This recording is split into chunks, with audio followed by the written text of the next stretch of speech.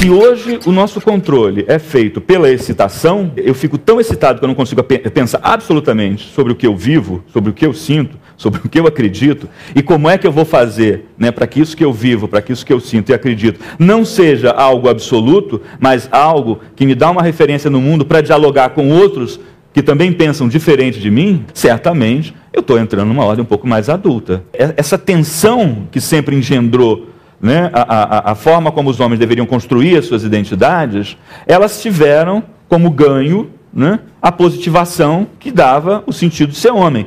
Na medida em que eu tiro a representação que positiva, tá certo? Eu tenho atenção sem a representação. A atenção sem a representação o pau vai rolar. O sujeito não sabe o que ele faz, então ele fica como um compulsivo que briga, bate, né? Quer dizer, essa ideia né, quer dizer, de cada vez beber mais cedo, né, de garotos de 14, 15 anos, que não conseguem chegar perto de uma menina para convidar para alguma coisa, porque se sentem, entendeu, por baixo, vão tomar um fora, vão não sei o quê, enfim, aquilo, então passam a mão na bunda, puxam o cabelo, tem que contar para quantas transaram. É uma tentativa de positivar alguma coisa. É uma tentativa de se fazer valendo num mundo em que ele não se sente valendo absolutamente nada. A gente percebe que muitos homens chegam na família neófitos, também, não, e muito neófitos, porque neófitos que assim, recém-saídos de suas mães.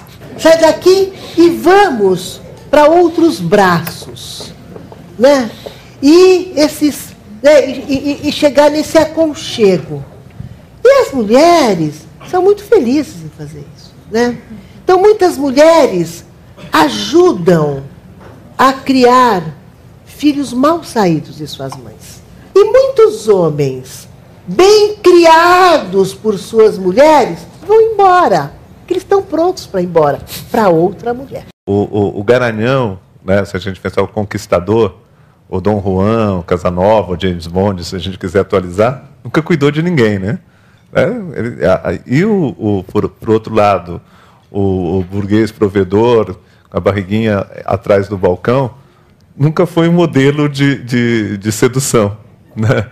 Então, se os dois juntos eram insatisfatórios, eu acho que isso tinha alguma relevância de ver como os tempos são complexos.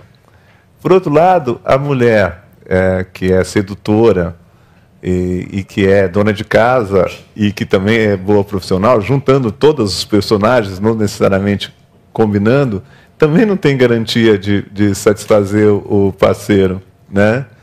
Então eu estava brincando que nesse mundo confuso e líquido, como o Bauman quer, né?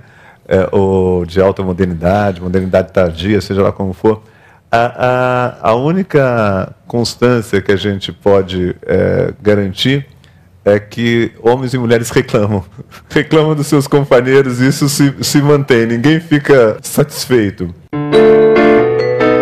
Os homens idealizam amores impossíveis. Quando o homem idealiza o amor, o que ele idealiza, na verdade, quer seja o encontro, o primeiro encontro amoroso.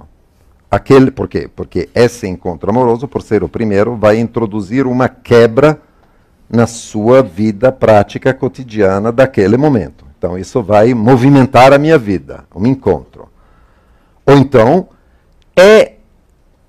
claro, não pode ser uma separação, ninguém idealiza uma separação, mas é um apaixonamento no momento da separação. Isso você vai achar isso muito estranho, que as pessoas se apaixonem quando se separam. Eu posso lhe dizer que isso é o protótipo do sonho amoroso masculino.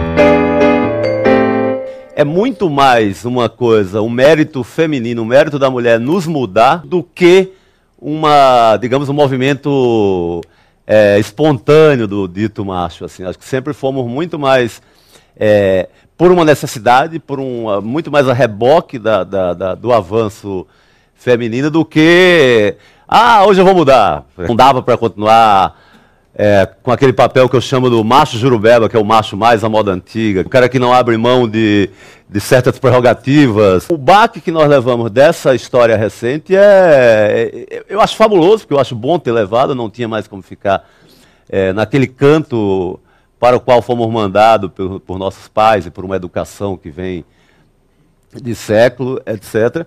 Mas o baque foi muito grande e ainda não é uma coisa, essa mudança, essa nova sensibilidade do homem, digamos que não é uma coisa ainda consolidada. Vocês, mulheres, vão ter que trabalhar infinitamente mais. Vocês vão ter que nos assustar mais para que a gente...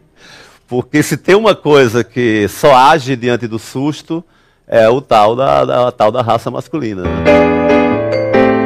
O que ele necessita para que haja a reprodução da espécie, a natureza oferece. O que o macho necessita, a fêmea oferece e vice-versa. Está ali, né? Acontece sempre da mesma forma, tem sempre a mesma finalidade. Aparentemente não implica em insatisfação, né? E aí isso que é fundamental. Se a gente for pensar num jogo de encaixe, né, essas peças, macho e fêmea, se ajustam perfeitamente, de acordo com leis naturais. Se a gente for pensar no humano, isso fica bem mais complicado, é completamente diferente, não é? O encontro do par, o encontro do objeto, né, do objeto que vai representar, pelo menos imaginariamente, a completude, a reprodução, não são em absoluto regidas pelo código genético. Não estão no campo dos instintos. Não é um dado biológico. Provavelmente, a descoberta mais importante do Freud talvez tenha sido que a sexualidade humana não é regida pela genética, não é regida pelo biológico.